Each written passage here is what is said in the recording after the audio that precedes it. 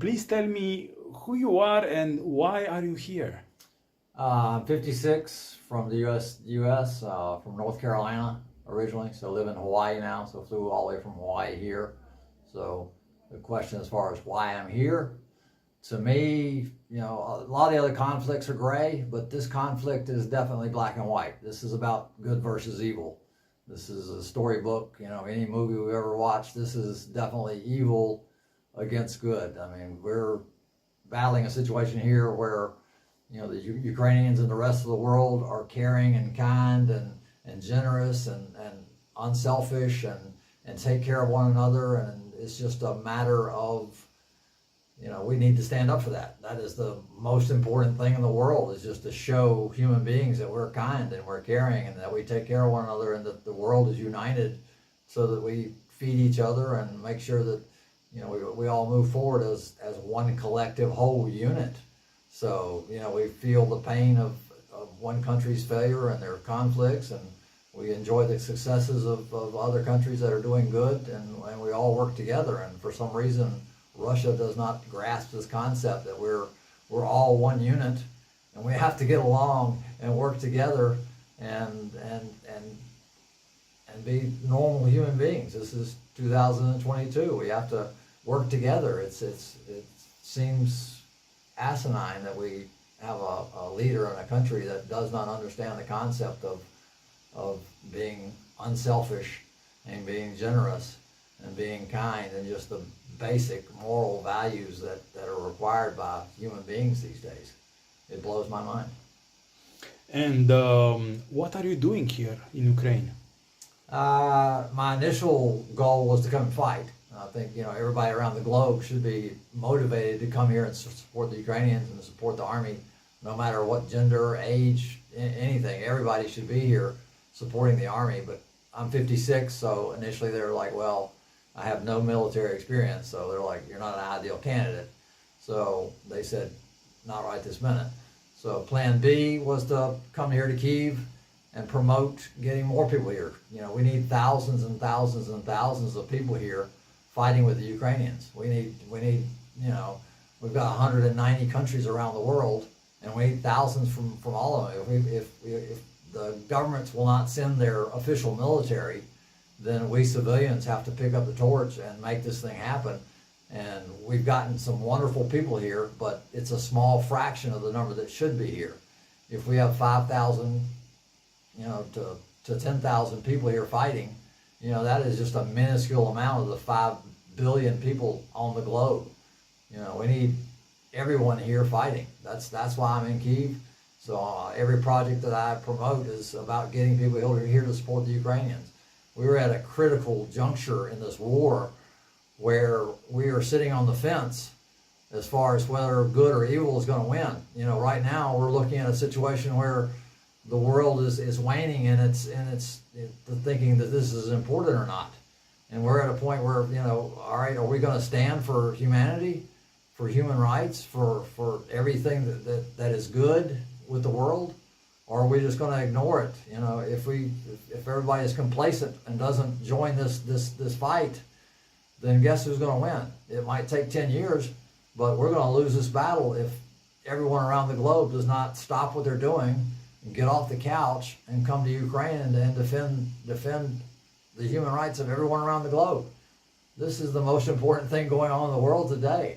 So sitting around and letting life go on as normal and complaining about gas prices and complaining about, your luxury life in whatever country you live in is unacceptable.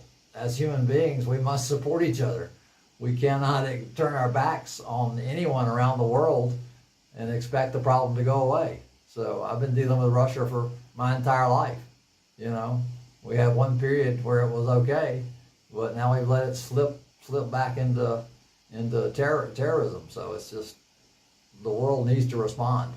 Why world leaders are not sending military is beyond me. We're going to have to elect new leaders the next go around that have a backbone and that have the fortitude to say, hey, we're not going to tolerate this type of behavior. This type of behavior is unacceptable anywhere, any place.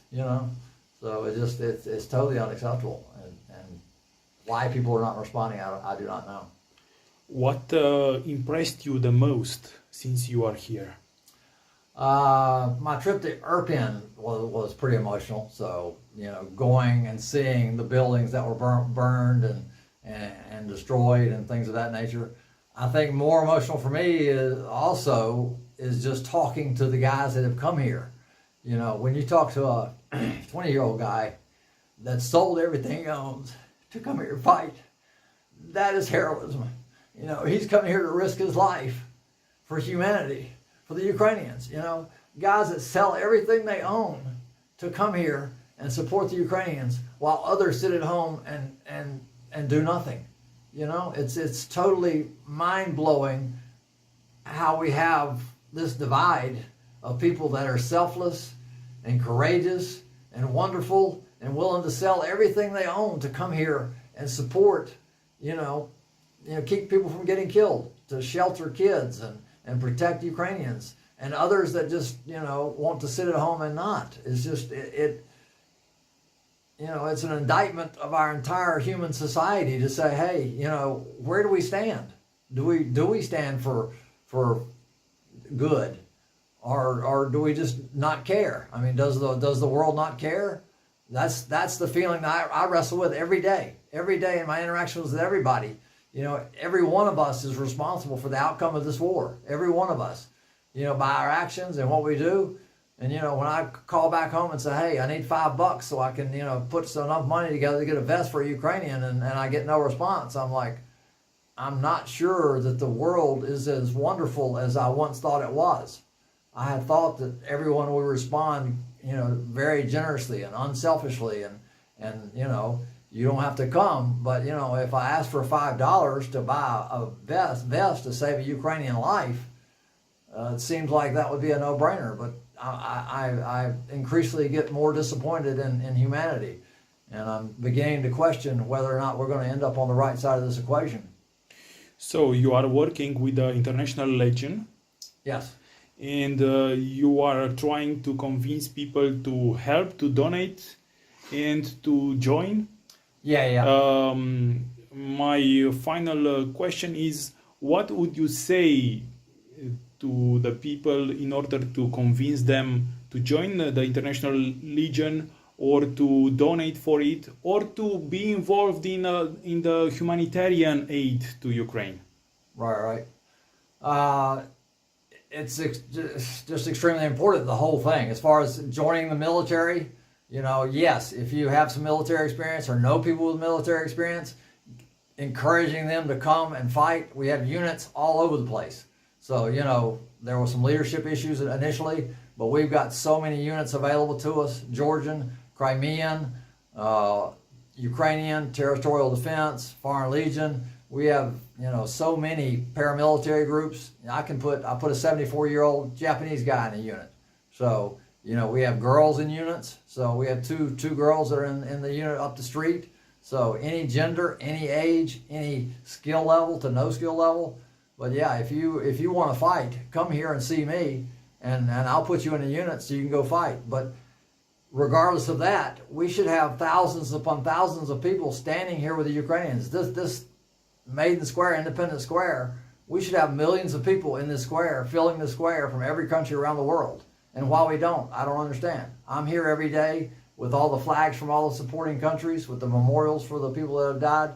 And, I've had several people come, but just a handful, So it blows my mind that I'm standing here alone without thousands of people from every country, from Asia, from Africa, from Australia, from Canada, from everywhere in South America, every place. Europe. Europe, everywhere. We need everybody here.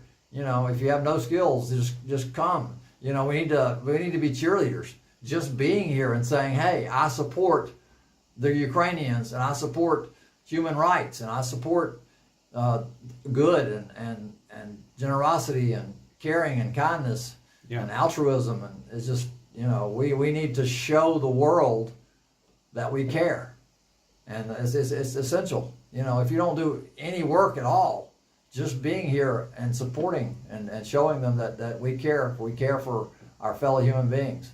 is the most important thing we can do.